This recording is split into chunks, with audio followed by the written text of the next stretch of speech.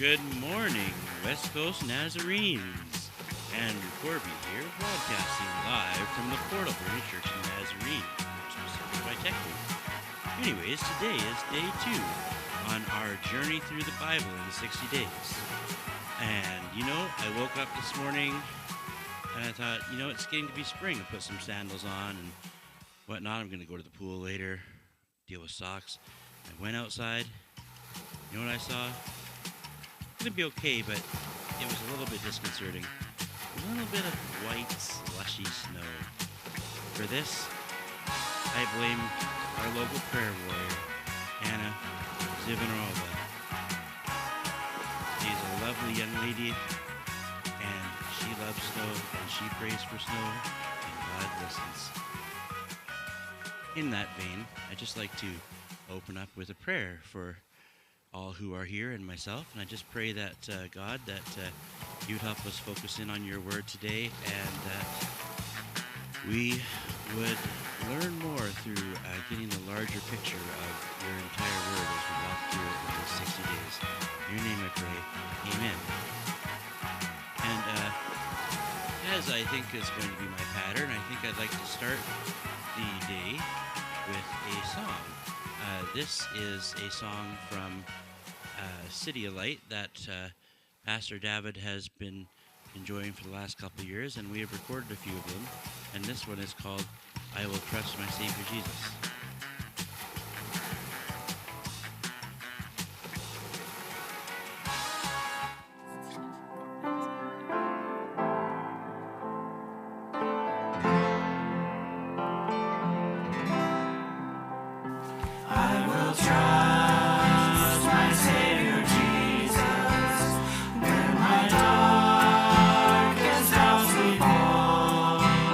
Trust him when to say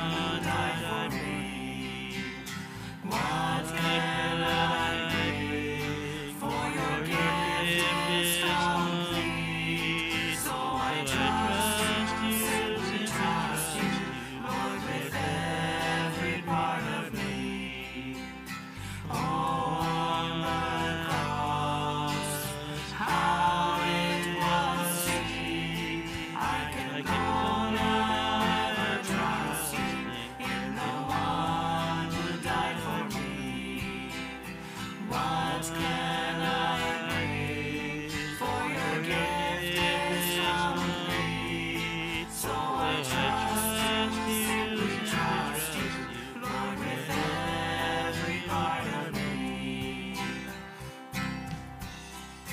Jesus, help me, Jesus, help me trust you more and more. Jesus, help me, Jesus, may my heart be ever yours. Jesus, help me, Jesus, help me trust you more and more. Jesus, help me, Jesus, may my heart be ever yours.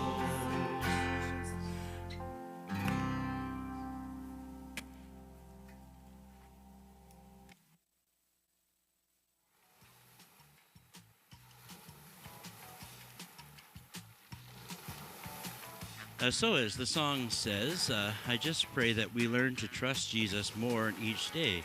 Now, our second reading is from the second half or so of Genesis, so let's see how some of these characters learn to trust the Lord each day.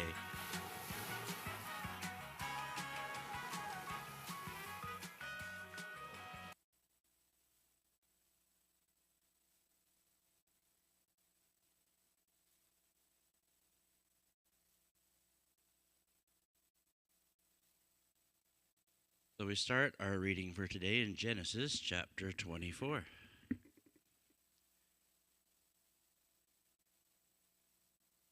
Abraham was now very old, and the Lord had blessed him in every way. The senior servant in his household, the one in charge of all he had, put your hand under my thigh. I want you to swear by the Lord, the God of heaven, the God of earth, that you will not get a wife for my son from the daughters of the Canaanites among whom I am living, but will go to my country and my own relatives and get a wife for my son Isaac. The servant asked him, What if the woman is unwilling to come back with me to this land? Shall I then take your son back to the country you came from? Make sure that you do not take my son back there, Abraham said. The Lord, the God of heaven, who brought me out of my father's house and my native land, who spoke to me and promised me on oath, saying, To your offspring I will give this land. He will send an angel before you so that you can get a wife for my son from there. If the woman is unwilling to come back with you, then you will be released from this oath of mine. Only do not take my son back there. So that the servant put his hand under the thigh of the master Abraham and swore an oath to him concerning this matter. Then the servant left, taking with him 10 of his master's camels, loaded with all kinds of good things from his master. He set out for Aram Naharaim and made his way to the town of Nahor. He had the camels kneel down near the well outside the town. It was toward evening, the time the women go out to draw water. Then he prayed, Lord God of my master Abraham, make me successful today and show kindness to my master Abraham. See, I am standing beside this spring, and the daughters of the townspeople are coming out to draw water. May it be that I say to a young woman, Please down your jar that I may have a drink. And she says, Drink, and I'll water your camels too. Let her be the one you have chosen for your servant Isaac. By this I will know that you have shown kindness to my master. Before he had finished praying, Rebekah came out with her jar on the shoulder. She was the daughter of Bethuel, son of Milcah, who was the wife of Abraham's brother Nahor. The woman was very beautiful, a virgin, and no man had ever slept with her. She went down to the spring, filled her jar, and came up again. The servant hurried to meet her. Please give me a little water from your jar. Drink, my lord, she said, and quickly lowered the jar to her hands and gave him a drink. After she had given him a drink, she said, I'll draw water for your camels too until they have had enough to drink. So she quickly emptied the jar into the trough and ran back to the well to draw more water, and drew enough for all his camels. Without saying a word, the man watched her closely to learn whether or not the Lord had made his journey successful. When the camels came, he had finished drinking, And the man took out a gold nose ring weighing a beka, and 2 gold bracelets weighing 10 shekels. Then he asked, Whose daughter are you? Please tell me, is there room in your father's house for us to spend the night? She answered him, I am the daughter of Bethuel, the son of Milcah, bore to Nahor. And she added, We have plenty of straw and fodder, as well as room for you to spend the night. Then the man bowed down and worshipped the Lord, saying, Praise be to the Lord, the God of my master Abraham, who has not abandoned kindness and faithfulness to my master. As for me, the Lord has led me on the journey to the house of my master's relatives. The young woman ran and told her mother's household about these things. Now Rebekah had a brother named Laban, and he hurried out to the man at the spring. As soon as he had seen the nose ring and the bracelets on his sister's arms, and heard Rebekah tell what the man said to her, he went out to the man and found him standing by the camels near the spring. Come, who are you blessed by the Lord? He said. Why are you standing out here? I have prepared the house and a place for the camels. So the man went to the house, and the camels were unloaded. Straw and fodder were brought to the camels, and water for him and his men to wash their feet. The food was set before him, but he said, I will not eat until you have told me what I have to say. Then tell us, Laban. So he said, I am Abraham's servant. The Lord has blessed my master abundantly, and he has become wealthy. He has given me sheep, cattle, silver, gold, male and female servants, and camels and donkeys. My master's wife Sarah has borne him a son in her old age, and he has given him everything he owns. And my master made me swear an oath. He said, You must not get a wife for my son from the daughters of the Canaanites in whose land I live, but go to my father's family and to my own clan and get a wife for my son. Then I asked my master, What if the woman will not come back with me? He replied, The Lord before whom I have walked faithfully will send his angel with you and make your journey a success, so you can get a wife for my son from my own clan and from my father's family. You will be released from my oath. If when you go to my clan they refuse to give her to you, then you will be released from my oath. When I came to the spring today, I said, Lord, God of my master Abraham, if you will, please grant success to the journey on which I have come. See, I am standing beside this spring. If a young woman comes out to draw water, and I say to her, Please let me drink a little water from your jar, and if she says to me, Drink, and I'll draw water for your camels too, let her be the one the Lord has chosen for my master's son. Before I finished praying in my heart, Rebekah came out with her jar on her shoulder. She went down to the spring and drew water, and I said to her, Please give me a drink. She quickly lowered her jar from her shoulder and said, Drink, and I'll water your camels too. So I drank, and she watered the camels also. I asked her, Whose daughter are you? She said, The daughter of Bethuel, the son of Nahor, whom Milcah bore to him. Then I put the ring on in her nose and the bracelets on her arms, and bowed down and worshipped the Lord.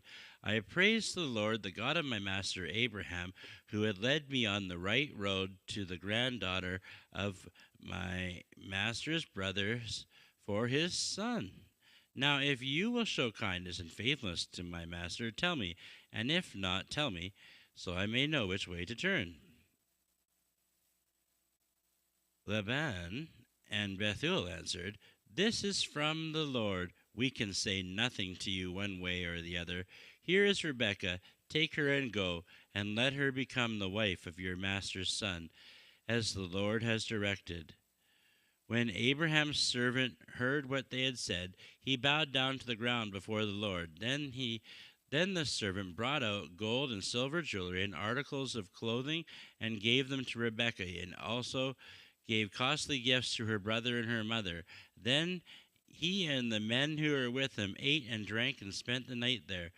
When they got up the next morning, he said, Send me on my way to my master. But her brother and mother replied, Let the young woman remain with us 10 days or so, then you may go. But he said to them, Do not detain me now that the Lord has granted success to my journey. Send me on my way so that I may go to my master. Then they said, Let's call the young woman and ask her about it. So they called Rebekah and asked her, Will you go with this man? I will go, she said. So they their sister Rebekah on the way, along with her nurse and Abraham's servant and his men. And they blessed Rebekah and said to her, Our sister, may you increase to thousands upon thousands. May your offspring possess the cities of their enemies. Then Rebekah and her attendants got ready and mounted the camels and went back with the man. So the servant took Rebekah and left.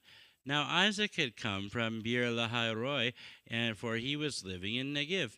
He went out to the field one evening to meditate. As he looked up, he saw the camels approaching.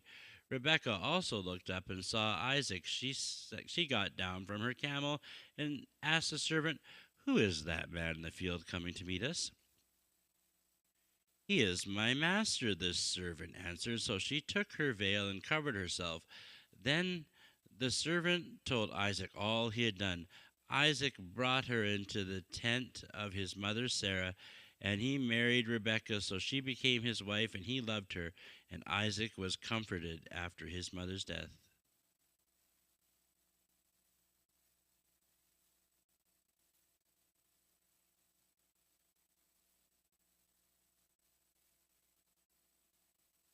Genesis chapter 25. Abraham had taken another wife whose name was Keturah. She bore him Zimram, Jokshan, Medan, Midian, Ishbak, and Shua. Jokshan was the father of Sheba and Dedan, and the descendants of Dedan were the Asherites, the Letushites, and the Lumanites. The sons of Midian were Ephah, Epher, Hanak, Abida, Alidah, and all were descendants of Keturah. Abraham left everything he owned to Isaac, but while he was still living, he gave gifts to the sons of his concubines and sent them away from his son Isaac to the land of the east. Abraham lived 175 years. Then Abraham breathed his last and died at a good old age, and an old man full of years, and he was gathered to his people. His sons Isaac and Ishmael buried him in the cave of Machpelah, near Mamre, in the field of Ephron, son of Zohar the Hittite, the field Abraham had bought from the Hittites. There Abraham was buried with his wife Sarah. After Abraham's death, God blessed his son, who then lived near Beer Lahai Roi. This is the account of the family line of Abraham's son Ishmael, whom Sarah's slave Hagar the Egyptian bore to Abraham. These are the names of the sons of Ishmael, listed in the order of their birth. Nebaioth, the firstborn of Ishmael, Kedar, Abiel, Mibsam, Mishma, Duma, Massa, Hadad, Tema, Jeter, Napash, and Kedema. These were the sons of Ishmael, and these are the names of the 12 tribal rulers according to their settlements and camps. Ishmael lived 137 years. He breathed his last and died, and was gathered to his people. His descendants settled in the area from Havilah to Shur, near the eastern borders of Egypt, as you go towards Asher, and lived in hostility towards the tribes related to them.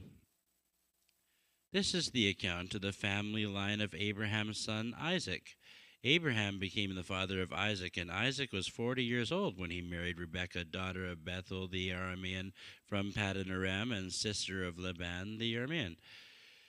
Isaac prayed to the Lord on behalf of his wife because she was childless. The Lord answered his prayer, and his wife Rebekah became pregnant. The babies jostled each other within her, and she said, "Why is this happening to me?" So she went to inquire of the Lord. The Lord said to her, 2 nations are in your womb, and 2 peoples from within you will be separated. One people will be stronger than the other, and the older will serve the younger. When the time came for her to give birth, there were twin boys in her womb. The first came out was red, and his whole body was like a hairy garment. So they named him Esau. After his brother came out, with his hand grasping Esau's heel, so he was named Jacob.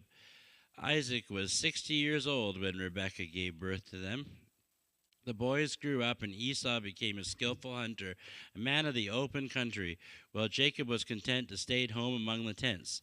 Isaac had a taste for wild game, loved Esau, but Rebekah loved Jacob. Once, when Jacob was cooking some stew, Esau came in from the open country famished, he said to Jacob, "Quick, let me have some of that red stew. I'm famished." That is why he is also called Edom. Jacob replied, "First, sell me your birthright." "Look, I am about to die," Esau said. "What good is that birthright to me?" But Jacob said, "Swear to me first." So he swore to him, selling his birthright to Jacob. Then Jacob gave Esau some bread and lentil stew. He ate and drank and then got up and left. So Esau despised his birthright. Genesis chapter 26. Now there was a famine in the land besides the previous famine in Abraham's time, and Isaac went to Abimelech, king of the Philistines, in Gerar. The Lord appeared to Isaac and said, "Do not go down to Egypt. Live in the land where I tell you to live. Stay in this land for a while, and I will be with you and bless you. For to you and your descendants I will give all these lands, and confirm the oath I swore to your father Abraham. I will make your descendants as numerous as the stars in the sky, and will give them the lands, and through your offspring all nations on earth will be blessed. Because Abraham obeyed me and did everything I required of him, keeping my commands, my decrees, and my instructions." So Isaac stayed in Gerar. When the men of that place asked him about his wife, he said, "She is my sister," because he was afraid to say, "She is my wife." He thought, "The men of this place might kill me on account of Rebekah, because she is beautiful." When Isaac had been there a long time, Abimelech, king of the Philistines, looked down from a window and saw Isaac caressing his wife Rebekah. So Abimelech summoned Isaac and said, "She is really your wife. Why did you say she is my sister?" Isaac answered him, "Because I thought I might lose my life on account of her." Then Abimelech said, "What is this you have done to us? One of the men might have slept with your wife, and you would have brought guilt upon us." So Abimelech gave orders to all the people, "Anyone who harms this man or his wife shall surely be put to death." Isaac planted crops in the land. The same year he reaped 100-fold, because the Lord blessed him. The man became rich, and his wealth continued to grow until he became very wealthy. He had so many flocks, herds, and servants that the Philistines envied him.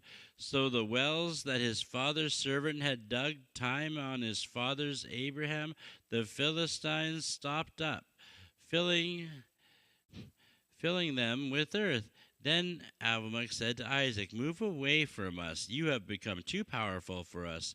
So Isaac moved away from there and encamped in the valley of Gerar, where he settled. Isaac reopened the wells that had been dug in the time of his father, which the Philistines had stopped up after Abraham died, and he gave them the same names his father had given them. Isaac's servants dug in the valley and discovered a well of fresh water there, but the herders of Gerar quarreled with those of Isaac and said, "The water is ours." So he named the well Esek, because they disputed with him. Then they dug another well, but they quarreled over that one also. So he named it Sitnah. He moved on from there and dug another well, and no one quarreled over it. He named it Rehoboth, saying, "Now the Lord has given us room, and we will flourish in the land." From there he went up to Beersheba. That night the Lord appeared to him and said, "I am the God of your father Abraham. Do not be afraid, for I am with you. I will bless you, and I will increase the number of your descendants for the sake of my servant Abraham." Isaac built an altar there and called on the name of the Lord. There he pitched his tent, and there his servants dug a well. Meanwhile, Abimelech had come to him from Gerar with Ahuzzath and his personal advisor Phicol, the commander of his forces. Isaac asked them, "Why have you come to me, since you were hostile and sent me away?" They answered, "We saw clearly that the Lord was with you, so we said, there ought to be a sworn agreement between us and you. Let us make a treaty with you that you will do us no harm, just as we did not harm you, but always treated you well and sent you away peacefully. And now you are blessed by the Lord." Isaac then made a feast for them, and they ate and drank. Early the next morning the men swore an oath to each other. Then Isaac sent them on their way, and they went away peacefully. That day Isaac's servants came and told him about the well they had dug. They said, "We've found water." He called it Sheba, and to this day the name of the town has been Beersheba. When Esau was 40 years old, he married Judith, daughter of Beeri the Hittite, and also Basemath, daughter of Elon the Hittite. They were a source of grief to Isaac and Rebekah.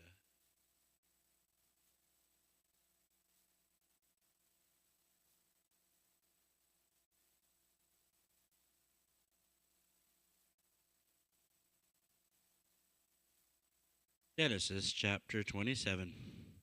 When Isaac was old and his eyes were so weak that he could no longer see, he called for Esau, his older son, and said to him, "My son." "Here I am," he answered.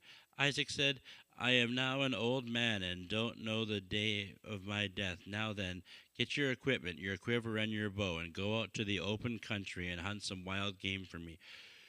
Prepare me the kind of tasty food I like and bring it to me to eat, so that I may give you a blessing before I die." Now Rebekah was listening as Isaac spoke to his son Esau. When Esau left for the open country to hunt game and bring it back, Rebekah said to her son Jacob, "Look, I overheard your father say to your brother Esau, 'Bring me some game and prepare me some tasty food to eat, so that I may give you my blessing in the presence of the Lord before I die.' Now, my son, listen carefully and do what I tell you. Go out to the flock and bring me 2 choice young goats, so I can prepare some tasty food for your father, just the way he likes it. Then take it to your father to eat, so that he may give you his blessing before he dies." Jacob said to Rebekah his mother, "But my brother Esau is a hairy man, while I have smooth skin. What if my father touches me? I would appear to be tricking him, and would bring down a curse on myself rather than a blessing." His mother said to him, "My son, let the curse fall on me. Just do what I say, and go and get them for me." So he went and got them, and brought them to his mother, and she prepared some tasty food, just the way his father liked it. Then Rebekah took the best clothes of Esau, her older son, which she had in the house, and put them on her younger son Jacob. She also covered his hands and the smooth part of his neck with goat skins. Then she said to her son Jacob, "The tasty food and the bread has been made." He went to his father and said, "My father." "Yes, my son, who is it?" Jacob said to his father, "I am Esau, your firstborn. I have done as you told me. Please sit up and eat some of my game, so that you may give me your blessing." Isaac asked his son, "How did you find it so quickly, my son?" "The Lord your God gave me success," he replied. Then Isaac said to Jacob, "Come near, so I can touch you, my son, to know whether you really are my son Esau or not." Jacob went close, and his father Isaac touched him and said, "The voice is the voice of Jacob, but the hands are the hands of Esau." He did not recognize him, for his hands were hairy like those of his brother Esau. So he proceeded to bless him. "Are you really my son Esau?" he asked. "I am," he replied. Then he said, "My son, bring me some of your game, so I may eat, that I may give you my blessing." Jacob brought it to him, and he ate, and he brought some wine, and he drank. Then his father Isaac said to him, "Come here, my son, and kiss me." So he went and kissed him. When Isaac caught the smell of his clothes, he blessed him and said, "Ah, the smell of my son is like the smell of a field that the Lord has blessed. May God give you heaven's dew on earth's richness and abundance of grain and new wine. May nations serve you and peoples bow down to you. Be Lord over your brothers, and may the sons of your mother bow down to you. May those who curse you be cursed, and those who bless you be blessed." After Isaac finished blessing him, and Jacob had scarcely left his father's presence, his brother Esau came in from hunting. He too prepared some tasty food and brought it to his father, then said to him, "My father, please sit up and eat some game, so that you may give you your blessing." His father Isaac asked him, "Who are you?" "I am your son," he asked, "your firstborn, Esau." Isaac trembled violently and said, "Who was it then that hunted game and brought it to me? I ate it just before you come and blessed him, and indeed he will be blessed." When Esau heard his father's word, he burst out with a loud and bitter cry and said to his father, "Bless me too, my father." But he said, "Your brother came deceitfully and took your blessing." Esau said, "Isn't he rightly named Jacob? This is the second time he has taken advantage of me. He took my birthright, and now he's taken my blessing." Then he says, "Haven't you reserved any blessing for me? Isaac answered Esau, I have made him lord over you, and have made all his relatives his servants, and I have sustained him with grain and new wine. So what can I possibly do for you, my son? Esau said to his father, Do you have only one blessing, my father? Bless me too, father. Then Esau wept aloud. His father Isaac answered him, Your dwelling will be away from the earth's riches, away from the dew of heaven above. You will live by the sword, and you will serve your brother. But when you grow restless, you will throw his yoke from your neck. Esau held a grudge against Jacob because of the blessing his father had given. He said to himself, The days of mourning my father are near. Then I will kill my brother Jacob. When Rebekah was told what her older son Esau had said, she went for her younger son Jacob and said to him, Your brother Esau is planning to avenge himself by killing you. Now then, my son, do what I say. Flee at once to my brother Laban in Haran. Stay with him for a while until your brother's fury subsides. When your brother is no longer angry with you and forgets what you did to him, I'll send word to you to come back from there. Why should I lose both of you in one day? Then Rebekah said to Isaac, I am disgusted with living because of these Hittite women. If Jacob takes a wife from among the women of this land, from the Hittite women like these, my life will not be worth living. Genesis chapter 28. So Isaac called for Jacob and blessed him. Then he commanded him, Do not marry a Canaanite woman. Go at once to Paddan Aram, to the house of your mother's father Bethuel. Take a wife for yourself from there.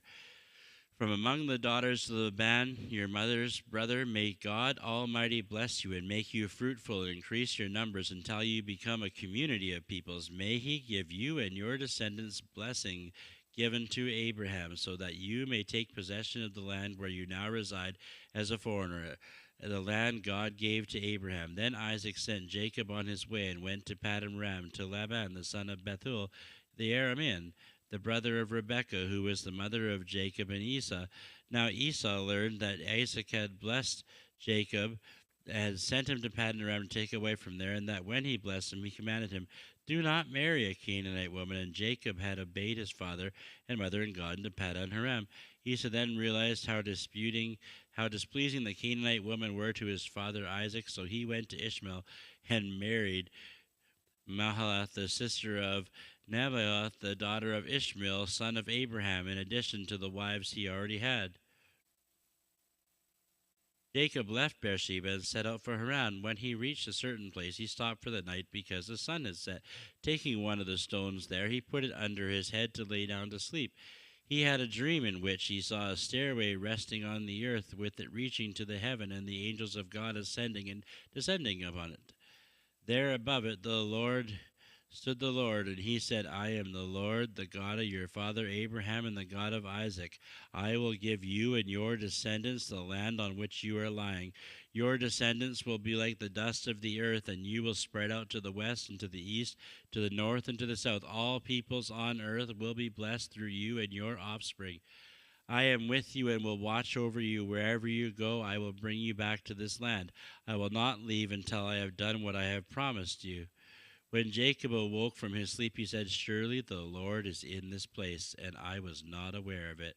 He was afraid and said, How awesome is this place! This is none other than the house of God. This is the gate of heaven. Early next morning, Jacob took the stone he had placed under his head and set it up as a pillar and poured oil on top of it. He called the place Bethel, though the city used to be called Luz. Then Jacob made a vow, saying, If God will be with me and watch over me on this journey I am taking, and will give me food to eat and clothes to wear, so that I return safely to my father's household, then the Lord will be my God, and this stone that I have set up in the pillar God's house, and that of that you give me as God's house, and that all of what I give you I will give a tenth.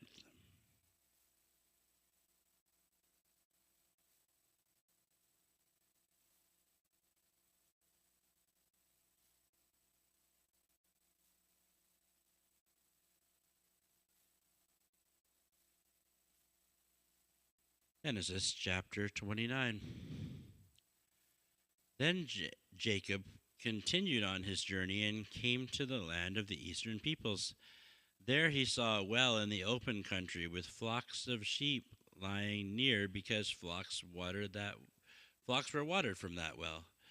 The stone over the mouth of the well was large. When all the flocks were gathered there, the shepherds would roll the stone away in the well's mouth and the water that watered the sheep.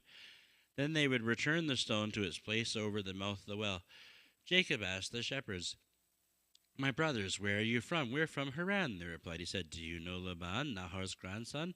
"Yes, we know him," they answered. Then Jacob asked them, "Is he well?" "Yes, he is," they asked, "and here he comes. Here he comes with his daughter Rachel with the sheep." "Look," he said, "the sun is still high, and it is not time for the flocks to be gathered. Water the sheep and take them back to the pasture." "We can't," they replied, "until all the flocks are gathered and the stone has been rolled away from the mouth of the well. Then we will water the sheep." While he was still talking with them, Rachel came with her father's sheep, for she was a shepherd. When Jacob saw Rachel, the daughter of his uncle Laban, and Laban's sheep, he went over and rolled the stone away from the mouth of the well and watered his uncle's sheep. Then Jacob kissed Rachel and began to weep aloud. He had told Rachel that he was a relative of her father and a son of Rebekah, so he ran out and told her father. As soon as Laban heard the news about Jacob, his sister's son, he hurried to meet him. He embraced him and kissed him and brought him to his home. And Jacob told him all these things. Then Laban said to him, "You are my own flesh and blood." After Jacob had stayed with him for a whole month, Laban said to him, "Just because you are a relative of mine, should you work for me for nothing? Tell me what your wages should be." Now Laban had 2 daughters. The name of the older was Leah, and the name of the younger was Rachel. Leah had weak eyes, but Rachel had a lovely figure and was beautiful. Jacob was in love with Rachel and said, "I'll work with you 7 years in return for your younger daughter Rachel." Laban said, "It's better that I give her to you than some other man. Stay here with me." So Jacob served 7 years to get Rachel, but they seemed like only a few days to him because of his love for her. Then Jacob said to Laban, "Give me my wife. My time is completed. I want to make love to her." So Laban brought all the people of the place and gave a feast. But when the evening came, he took his daughter Leah and brought her to Jacob. And Jacob made love to her, and Laban gave his servant Zippah to his daughter as her attendant. When morning came, and there was Leah. So Jacob said to Laban, "What is this you have done to me? I served you for Rachel, didn't I? Why have you deceived me?" Laban replied, "It is not our custom to give the younger daughter in marriage before the older one. Finish this daughter's bridal week, then we will give you the younger one also, in return for another 7 years of work." And so Jacob did so. He finished the week with Leah, and then Laban gave him his daughter Rachel to be his wife. Laban gave his servant Bilhah to his daughter Rachel as her attendant. Jacob made love to Rachel also, and his love for Rachel was greater than his love for Leah, and he worked for Laban for another 7 years. When the Lord saw that Leah was not loved, he enabled her to conceive, but Rachel remained childless. Leah became pregnant and gave birth to a son. She named him Reuben, for she said, "It is because the Lord has seen my misery. Surely my husband will love me now." She conceived again, and when she gave birth to a son, she said, because the Lord heard I am not loved, he gave me this one too." So she named him Simeon. Again she conceived, and while she gave birth to a son, she said, "Now at last my husband will become attached to me, because I have borne him 3 sons." So he was named Levi. She conceived again, and when she gave birth to a son, she said, "This time I will praise the Lord." So she named him Judah. Then she stopped having children. When Rachel saw she was not bearing Jacob any children, she became jealous of her sisters. She said to Jacob, "Give me children or I'll die." Jacob became angry at her and said, "Am I in the place of God who has kept you from having children?" Then she said, "Here is Bilhah, my servant. Sleep with her, so that she can bear children for me, and I too can build a family through her." So she gave him her servant Bilhah as a wife, and Jacob slept with her, and she became pregnant and bore him a son. Then Rachel said, "God has vindicated me. He has listened to my plea and given me a son." Because of this she named him Dan. Rachel's servant Bilhah conceived again and bore Jacob a second son. Then Rachel said, "I have had a great struggle with my sister, and I have won." So she named him Naphtali. When Leah saw that she had stopped having children, she took her servant Zilpah and gave her to Jacob as a wife. Leah's servant Zilpah bore Jacob a son. Then Leah said, "What good fortune!" So she named him Gad. Leah's servant Zilpah bore Jacob a second son. Then Leah said, "How happy I am! The woman will call me happy." So she named him Asher. During wheat harvest, Reuben went out into the fields and found some mandrake plants, which he brought to his mother Leah. Rachel said to Leah, "Please give me some of your son's mandrakes." But she said to her, "Wasn't it enough you took away my husband? Will you take away my mandrakes too?" "Very well," Rachel said. "He can sleep with you tonight in return for your mandrakes." So when Jacob came in from the fields that evening, Leah went out to meet him. "You must sleep with me," she said. "I have hired you with my son's mandrakes." So she slept so he slept with her that night. God listened to Leah, and she became pregnant and bore Jacob a fifth son. Then Leah said, "God has rewarded me for giving my servant to my husband." So she named him Issachar. Leah conceived again and bore Jacob a sixth son. Then Leah said, "God has presented me with a precious gift. This time my husband will treat me with honor because I have borne him six sons." So she named him Zebulun. Some time later she gave birth to a daughter and named her Dinah. Then God remembered Rachel. He listened to her and enabled her to conceive. She became pregnant and gave birth to a son. God has taken away my disgrace. She named him Joseph and said, "May the Lord add to me another son." After Rachel gave birth to Joseph, Jacob said to Laban, "Send me on my way so I can go back to my homeland. Give me my wives and children for whom I have served you, and I will be on my way. You know how much work I've done for you." But Laban said to him, "If I have found favor in your eyes, please stay. I have learned by divination that the Lord has blessed me because of you." He added, "Name your wages, and I will pay them." Jacob said to him, "You know how I've worked for you and how your livestock has fared under my care. The little you had before I came has increased greatly, and the Lord has blessed you where I have been. But now, when may I do something for my own household?" "What shall I give you?" he asked. "Don't give me anything," Jacob replied. "But if you will do this one thing for me, I will go on tending your flocks and watching over them. Let me go through all your flocks today and remove from them every speckled or spotted sheep, every dark-colored lamb, and every spotted or speckled goat. They will be my wages, and my honesty will testify more in the future. Whenever you check the wages you have paid me, any goat in my possession that is not speckled or spotted, or any lamb that is not dark-colored, will be considered stolen." "Agreed," said Laban. "Let it be as you have said." That same day he removed all the male goats that were streaked or spotted, and all the speckled or spotted female goats, all that had white on them, and the dark-colored lambs. He placed them in the care of his sons. Then he put a 3-day journey between him and Jacob, while Jacob continued to tend the rest of Laban's flocks. Jacob, however, took fresh-cut branches from poplar and almond and plane trees and made white stripes on them by peeling the bark and exposing the white inner wood of the branches. Then he placed the peeled branches in all of the watering troughs so that they would be directly in front of the flocks when they came to drink. When the flocks were in heat and came to drink, they made it in front of the branches, and they bore young that were streaked, speckled, or spotted. Jacob set apart the young of the flock by themselves, but made the rest the face the streaked and the dark-colored animals that belonged to Laban. Then he made separate flocks for himself and did not put them with Laban's animals. Whenever the stronger females were in heat, Jacob would place the branches in front of the troughs, in front of the animals, so that they would mate in either branches. But if the animals were weak, he would not place them there. So the weak animals went to Laban and the strong ones to Jacob. In this way the man grew exceedingly prosperous and came to own large flocks of female and male servants, camels, and donkeys.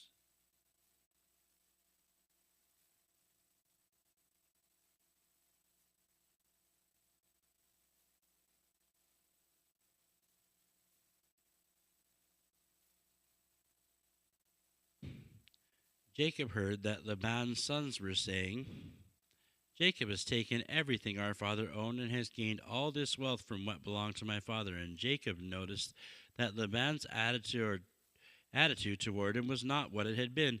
Then the Lord said to Jacob, Go back to the land of your fathers and to your relatives, and I will be with you. So Jacob sent word to Rachel and Leah to come out to the fields where his flocks were. He said to them, I see that your father's attitude towards me is not what it was before, but the God of my father has been with me. You know that I have worked for your father with all my strength, yet your father has cheated me, changing my wages 10 times. However, God has not allowed him to harm me. If he said, The speckled ones will be your wages, then all the flocks gave birth to speckled young. And if he said, The streaked ones will be your wages, then all the flocks bore streaked young. So God has taken away your father's livestock and given them to me. In breeding season, I once had a dream in which I looked up and saw the male goats mating with the flock were streaked, speckled, or spotted. The angel of God said to me in the dream, Jacob. I answered, Here I am. And he said, Look up and see the male goats mating with the flock are streaked, speckled, or spotted, for I have seen that Laban has been doing to you. I am the God of Bethel, where you anointed a pillar and where you made a vow to me. Now leave this land at once and go back to your native land. Then Rachel and Leah replied, Do we still have any share in the inheritance of our father's estate? Does he not regard us as foreigners? Not until he has sold us, but he has used up what he has paid for us. Surely all the wealth that God took away from our father belongs to us as our children. So do whatever that God has told you. Then Jacob put his children, his wives, on camels and drove all his livestock ahead of him, along with all the goods he had accumulated in Paddan Aram, to go to his father Isaac in the land of Canaan. When Laban had gone to shear the sheep, Rachel stole her father's household gods. Moreover, Jacob deceived Laban the Aramean by not telling him he was running away. So he fled, and he fled with all he had across the Euphrates River and headed for the hill country of Gilead. On the third day, Laban was told that Jacob had fled, taking his relatives with him. He pursued Jacob for 7 days and caught up with him in the hill country of Gilead.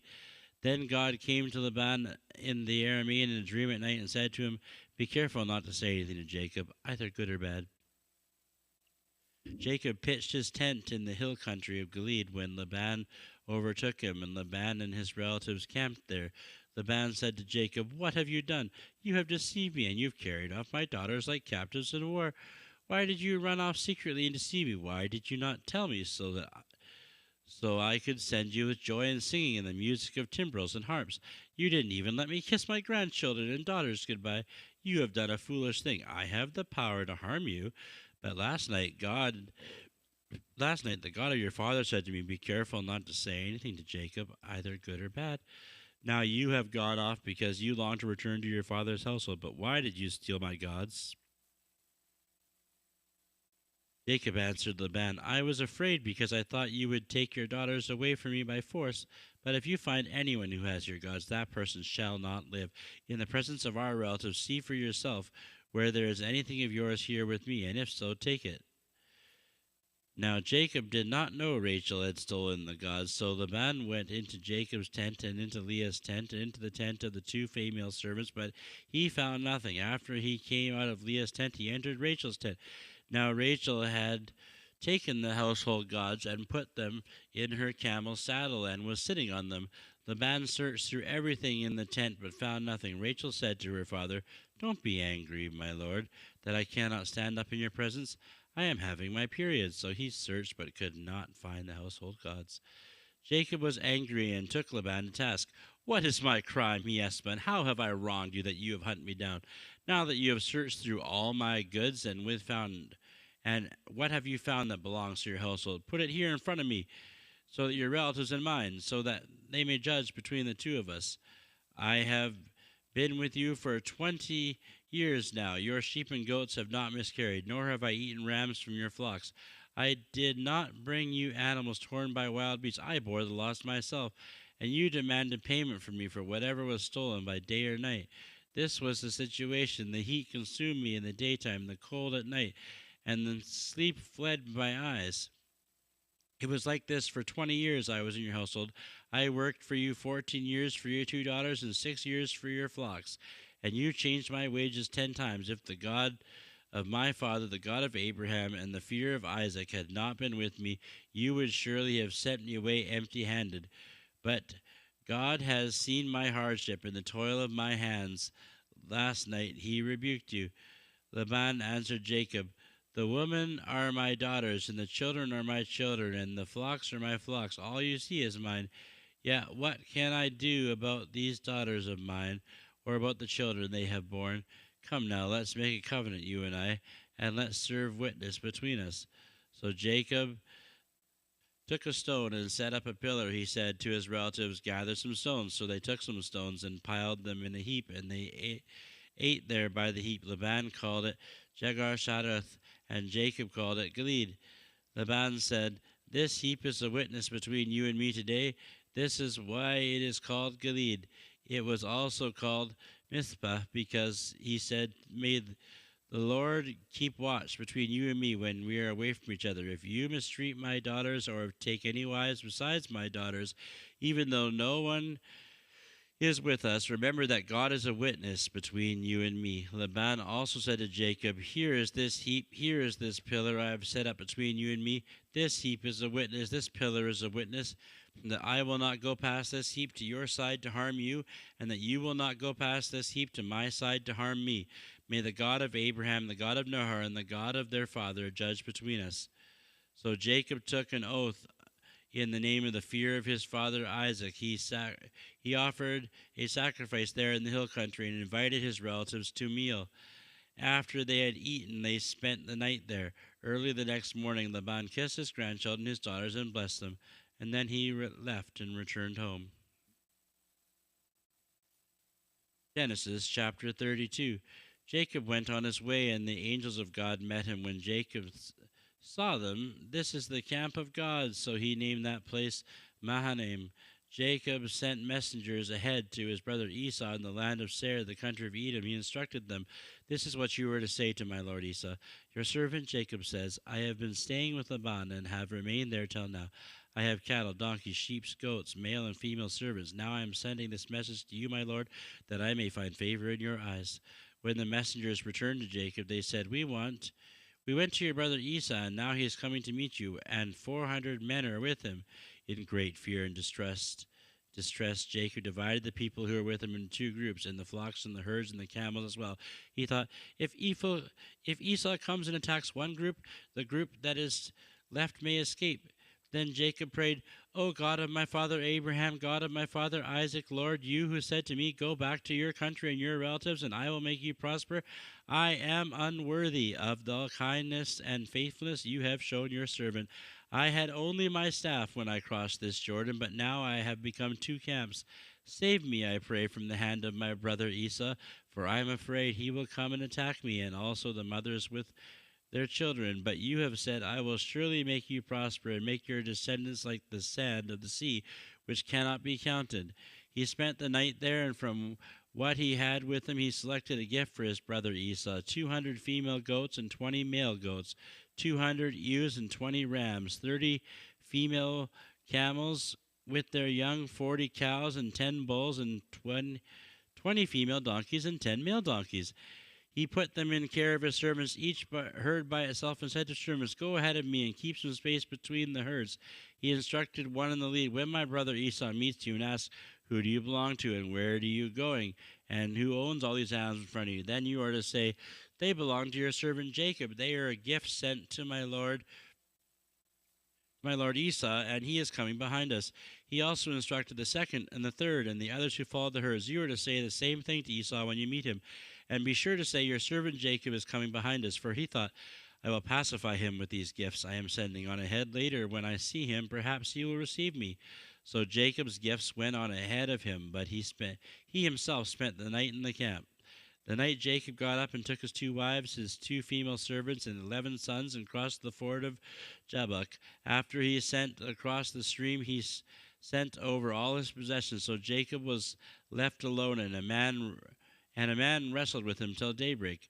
When the man saw that he could not overpower him, he touched the socket of Jacob's hip. so that his hip was wrenched, and he wrestled with the man. Then the man said, "Let me go, for it is daybreak." But Jacob said, "I will not let you go unless you bless me." The man asked him, "What is your name?" "Jacob," he answered. Then the man said, "Your name will no longer be Jacob, but Israel, because you have struggled with God and with humans and have overcome." Jacob said, "Please tell me your name." But he replied, "Why do you ask my name?" Then he blessed him there. So Jacob called the place Peniel, saying, "It is because I saw God face to face, and yet my life was spared." The sun rose above as he passed Peniel, and he was limping because of his hip. Therefore, to this day, the Israelites do not eat the tendon attached to the socket of the hip, because the socket of Jacob's hip was touched near the tendon.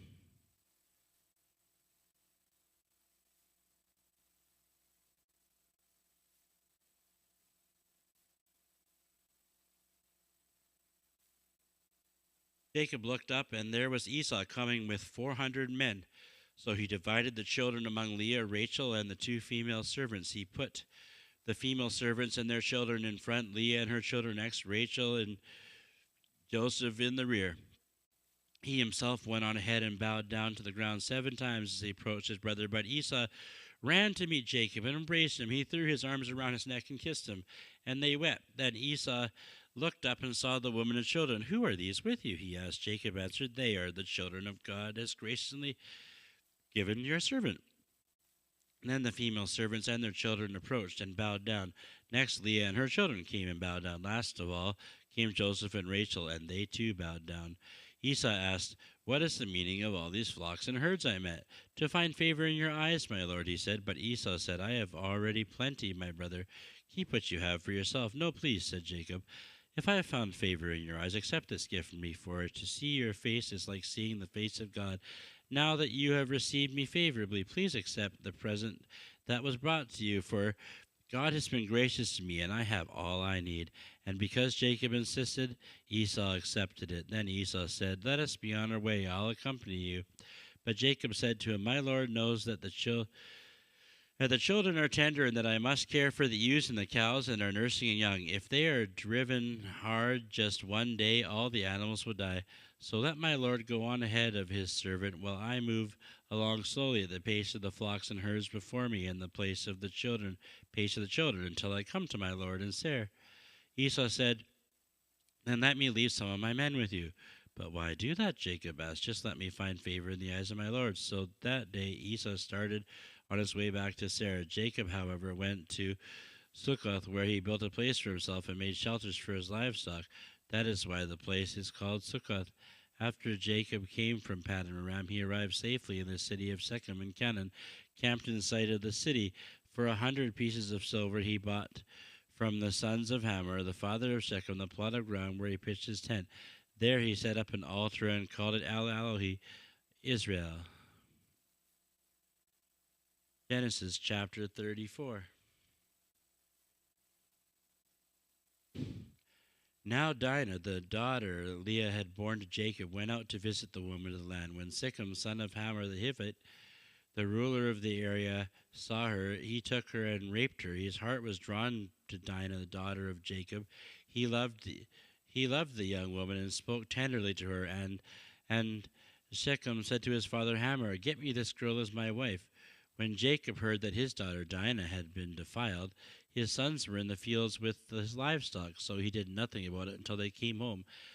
Then Shechem's father Hamor went out to talk with Jacob. Meanwhile, Jacob's sons had come in from the fields. As soon as they heard what happened, they were shocked and furious, because Shechem had done an outrageous thing in Israel by sleeping with daughter, a thing should not be done. But Hamor said to them, "My son Shechem has his heart set on your daughter. Please give her to him as a wife. Intermarry with us and give us your daughters and take our daughters for yourselves. You can settle among us. The land is open to you. Live in it, trade in it, acquire property in it." Then Shechem said to Dinah's father and brothers, "Let me find favor in your eyes, and I will give you whatever you ask. Make the price for the bride and gift I am to bring as great as you like, and I will pay whatever you ask me. Only give me the young woman as my wife."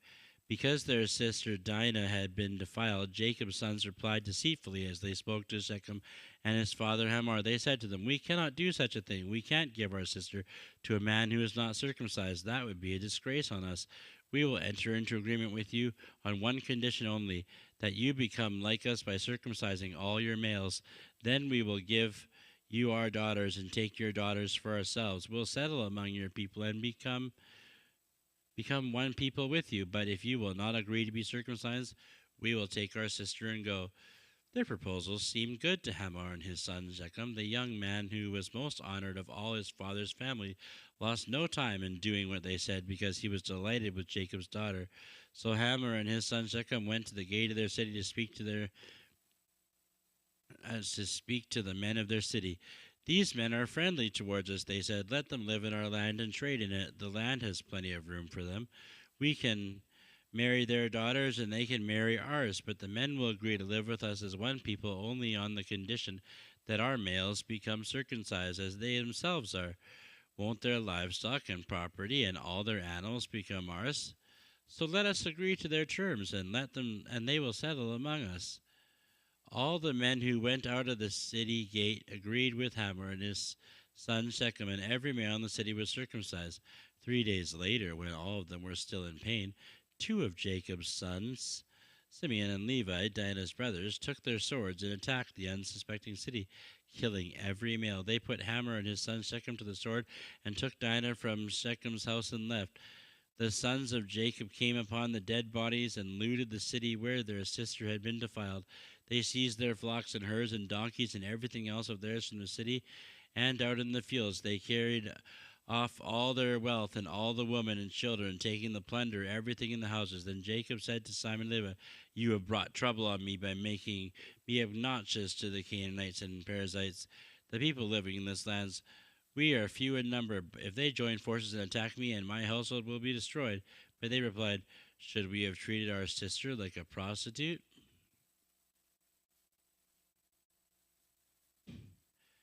Then God said to Jacob, "Go up to Bethel and settle there, and build an altar to God who appeared to you when you were fleeing from your brother Esau." So Jacob said to his household and all who were with him, "Get rid of the foreign gods you have with you, and purify yourselves and change your clothes. Then come, let us go up to Bethel, where I will build an altar to God, who answered me in the day of my distress, and who has been with me wherever I have gone." So they gave Jacob all the foreign gods they had, and all the rings in their ears, and Jacob buried them under the oak at Shechem. Then they set out, and the terror of God fell on the towns all around them, so that no one pursued them. Jacob and all the people with him came to Luz, that is Bethel, in the land of Canaan. There he built an altar, and he called the place El Bethel, because it was the place that God revealed to him when he was fleeing from his brother. Now Deborah, Rebekah's nurse, died and was buried under the oak outside Bethel, so it was named Allon Bachuth. After Jacob returned to Paddan Aram, God appeared to him again and blessed him. God said to him, "Your name is Jacob, but you are no longer called Jacob. Your name will be Israel." So he named him Israel. And God said to him, "I am God Almighty. Be fruitful, increase in number. A nation and community of nations will come from you, and kings will be among your descendants. The land I gave to Abraham and Isaac, I also give to you and your descendants after you." Then God went up from him at the place where he had talked with him. Jacob set up a stone pillar in a place where God had talked with him, and he poured a drink offering on it. He also poured oil on it. Jacob called the place where God had talked to him Bethel. Then they moved on from Bethel. While they were still some distance from Ephrath, Rachel began to give birth and had great difficulty. As she was having great difficulty in childbirth, the midwife said to her, "Don't despair, for you have another son." And she breathed her last, for she was dying, and she named her son Benoni, but his father named him Benjamin. So Rachel died and was buried on her way to Ephrath, that is Bethlehem. Over her tomb Jacob set up a pillar, and to that day the pillar marks Rachel's tomb. Israel moved on again and pitched his tent beyond Migdal Edar. When Israel was living in that region, Reuben went in and slept with his father's concubine Bilhah, and Israel heard of it. Jacob had 12 sons. The sons of Leah, Reuben the firstborn, Jacob, Simeon, Levi, Judah, Issachar, and Zebulun. The sons of Rachel, Joseph, and Benjamin. The sons of Rachel's servant Bilhah, Dan, and Naphtali. The sons of Leah's servant Zilpah, Gad, and Asher. These were the sons of Jacob who were born to him in Paddan Haran. Jacob came home to his father Isaac in Mamre near Kiriath Abba, that is Hebron, where Abraham and Isaac stayed. Isaac lived 180 years. Then he breathed his last and died, and was gathered to his people, old and full of years, and his sons Esau and Jacob buried him.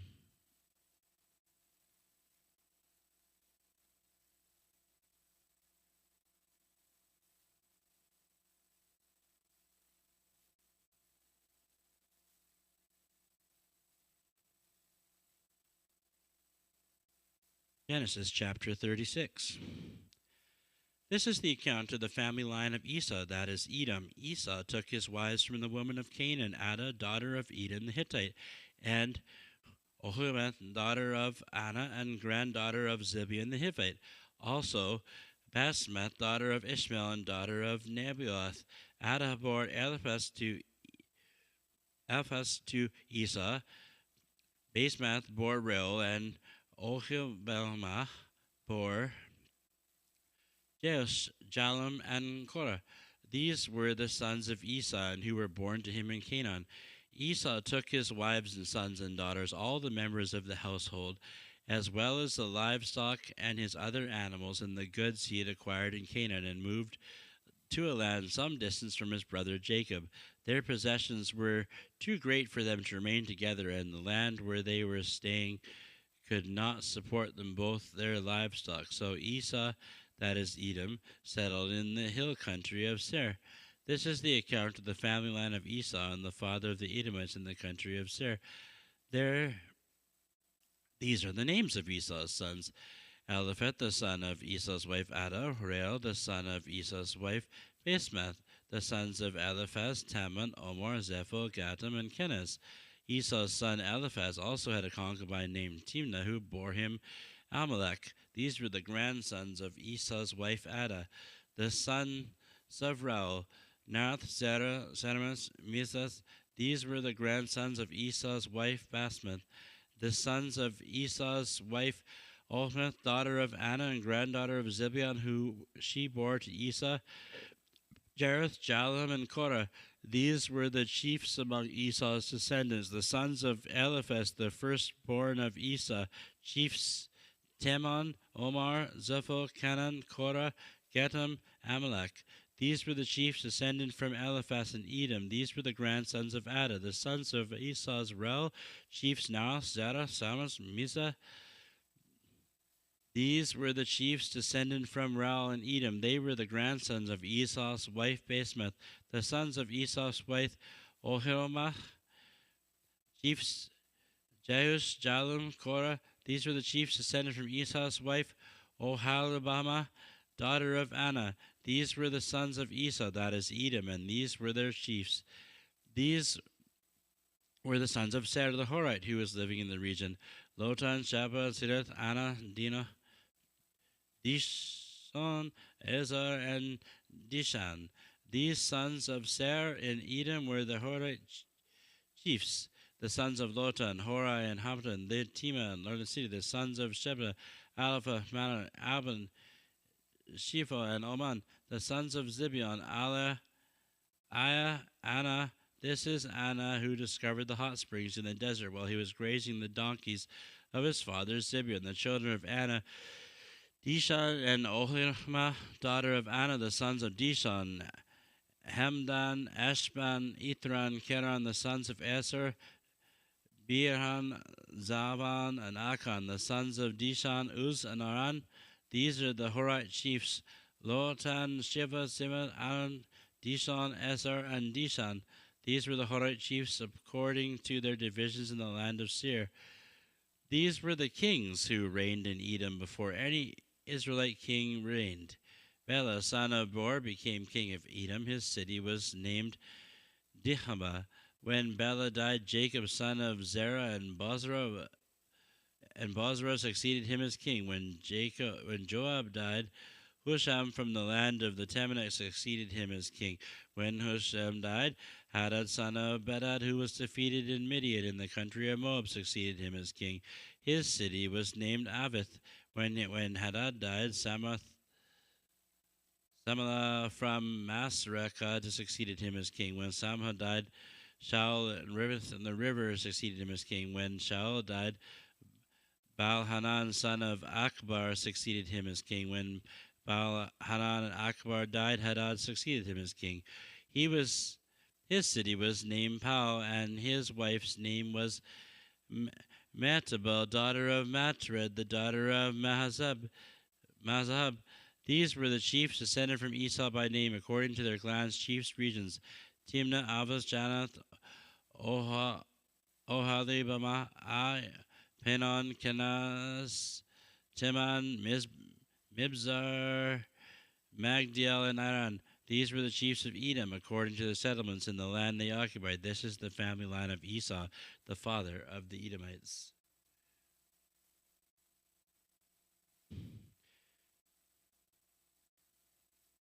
Jacob lived where his father had stayed in the land of Canaan. This is the account of Jacob's family line. Joseph was a young man of 17, was tending the flocks with his brothers, the sons of Bilhah, the sons of Zilpah, his father's wives, and brought their father a bad report about them. Now Israel loved Joseph more than any of his other sons, because he had borne him his old age, and he made an ornate robe for him. When his brothers saw that their father loved him more than any of them, they hated him and said they could not speak a kind word to him.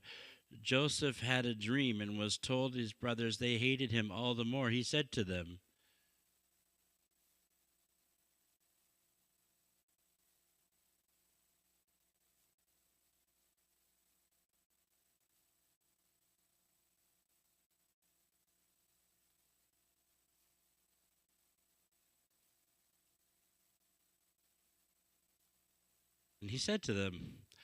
Listen to this dream I had. We were binding sheaves of grain out in the field when suddenly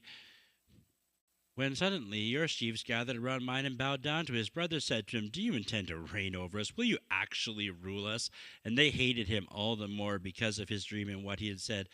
Then he had another dream and told his brothers, "Listen, I had another dream, and this time the sun and the moon and the 11 stars were bowing down to me."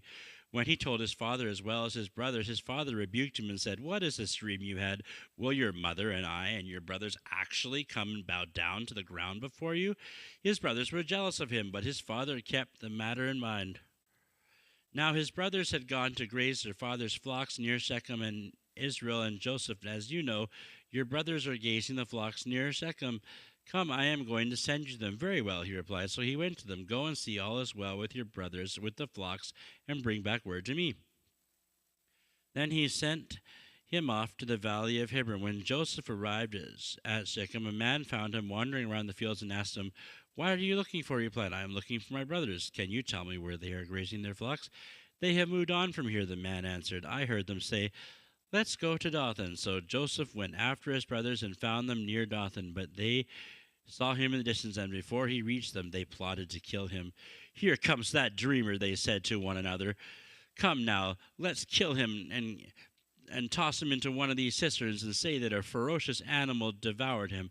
Then we'll see what comes of his dreams." When Reuben heard this, he tried to rescue him from their hands. "Let's not take his life," he said. "Don't shed any blood.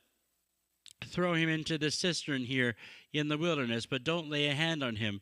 Reuben said this to rescue him from them and take them back to his father. So when Joseph came to his brothers, they stripped him of his robe, his ornate robe he was wearing, and they took him and threw him into the cistern. The cistern was empty. There was no water in it. As they sat down to eat their meal, they looked up and saw a caravan of Ishmaelites coming from Gilead. Their camels were loaded with spices, balm, myrrh, and they were on their way for them down to Egypt. Judah said to his brothers, "What will we gain if we kill our brother and cover up his blood? Come, let's sell him to the Ishmaelites and not lay our hands on him. After all, he is our brother and our own flesh and blood." His brothers agreed. So when the Midianite merchants came by, his brothers pulled Joseph out of the cistern and sold him for 20 shekels of silver to the Ishmaelites, who took him to Egypt. When Reuben returned the cistern saw Joseph was not there. He tore his clothes. He went back to his brothers and said, "The boy isn't there. Where can I turn now?" Then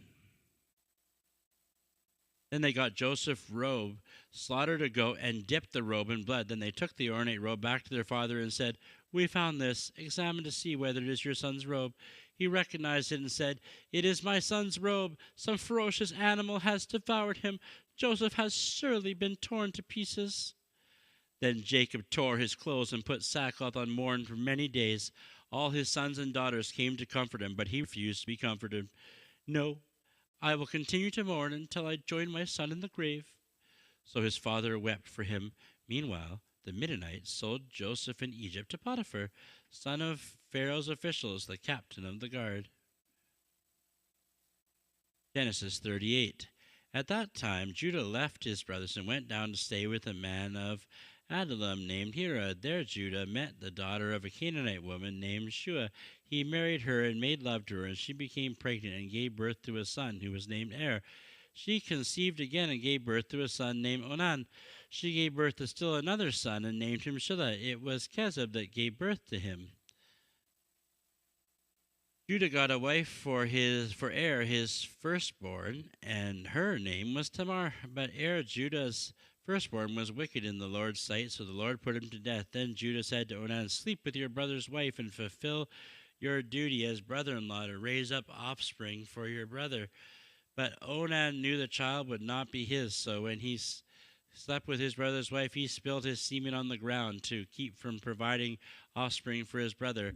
What he did was wicked in the Lord's sight, so the Lord put him to death also. Judah said to his daughter-in-law Tamar, "Live as a widow in your father's house until my son Shelah grows up." For he thought, he may die too, just like his brothers. So Tamar went to live in her father's household. After a long time, Judah's wife, the daughter of Shua, died. When Judah had recovered from his grief, he went up to Timnah, the men who were shearing his sheep, and said, Friend Hira the Adamite went with him. When Tamar was told, "Your father-in-law is on his way to Timnah to shear the sheep," she took off her widow's clothes, covered herself with a veil to disguise herself, and sat down at the entrance to Anem, which is on the road to Timnah, for she saw through Shelah had now grown up and had not been given to him as his wife. So when Judah saw her, he thought she was a prostitute, for she covered her face. Not realizing she was his daughter-in-law, he went over to the roadside and said, "Come now, let me sleep with you." "And what will you give me to sleep with you?" he asked. "I'll send to you a young goat from my flock," he said. "Will you give me something as a pledge until you send it?" she asked. He said, "What pledge should I give you?" "Your seal and its cord, and the staff in your hand," she answered. She gave them to her and slept with her. So he gave them to her and slept with her, and she became pregnant by him. After she left, she took off the veil and put on her widow's clothes again. Meanwhile, Judah sent the young goat by his friend the Adullamite in order to get the pledge back from the woman, but he did not find her. He asked men who lived there, "Where is the shrine prostitute who was beside the road in him?" "There hasn't been any shrine prostitute here," they said.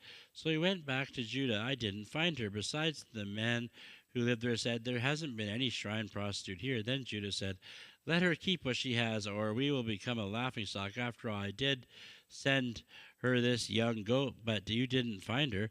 About 3 months later, Judah was told, "Your daughter-in-law Tamar is guilty of prostitution. As a result, is now pregnant." Judah said, "Bring her out and have her burned to death."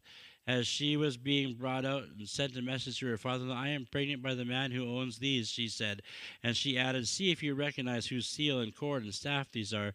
Judah recognized them and said, "She is more righteous than I, since I wouldn't give her to my son Shelah," and he did not sleep with her again. But when the time came for her to give birth, there were twin boys in her womb, and she was giving birth. One of them put out his hand, so the midwife took a scarlet thread and tied it on his wrist and said, "This one came out first." But when he drew back his hand, his brother came out, and she said, "So this is how you have broken out." And he was named Perez. Then his brother, who had scarlet thread in his wrist, came out and was named Zerah. Now Joseph had been taken down to Egypt. Potiphar, an Egyptian, who was one of Pharaoh's officials, the captain of the guard, bought him from the Ishmaelites who had taken him there. The Lord was with Joseph so that he prospered, and he lived in the house of his Egyptian master. When his master saw that the Lord was with him, and the Lord gave him success in everything he did, Joseph found favor in his eyes and became his attendant. Potiphar put him in charge of his household and entrusted his care everything he owned. From the time he put him in charge of his household, all that he owned, the Lord blessed the household of the Egyptian because of Joseph. The blessing of the Lord was on everything Potiphar had, both in the house and in the field. So Potiphar left everything he had in Joseph's care, with Joseph in charge. He did not concern him with anything except the food he ate. Now Joseph was well built and handsome, and after a while his master's wife took notice of Joseph. "Come to bed with me." But he refused. "With me in charge," he told her, "my master does not concern him with anything in the house. Everything he owns he has entrusted to my care. No one is greater in this house than I am. My master has withheld nothing from me except you, because you are his wife. How then could I do such a wicked thing and sin against God?" And though she spoke to Joseph day after day, he refused to go to bed with her, even be with her. One day she went into the house, attended his duties, and none of the household servants was inside. She caught him by his cloak and said, "Come to bed with me." But he left his cloak in her hand and ran out of the house. When she saw that he had left his cloak in her hand and had run out of the house, she called to her household servants. "Look," she said to them, "this Hebrew has been brought to us to make sport of us. He came in here to sleep with me, but I screamed. When he heard me scream for help, he left his cloak beside me and ran out of the house." She kept the cloak beside her until his master came home. Then she told him the story. That Hebrew slave you brought to us came and made sport of me, but as soon as I screamed out for help, he left his cloak beside me and ran out of the house." When his master heard the story, his wife told him, saying, "This is how you treated me." He burned with anger. Joseph's master took him and put him in prison, the place where the king's prisoners were confined. But while Joseph was in the prison, the Lord was with him. He showed him kindness and granted him favor in the eyes of the prison warden. So the warden put Joseph in charge of all those held in the prison, and he was made responsible for all that was done. The warden paid no attention to anything under Joseph's care, because the Lord was with Joseph and gave him success in whatever he did. Well,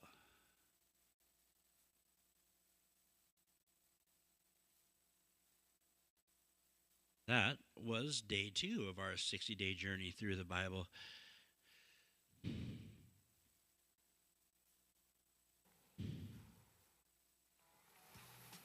So, stay tuned tomorrow morning for part 3.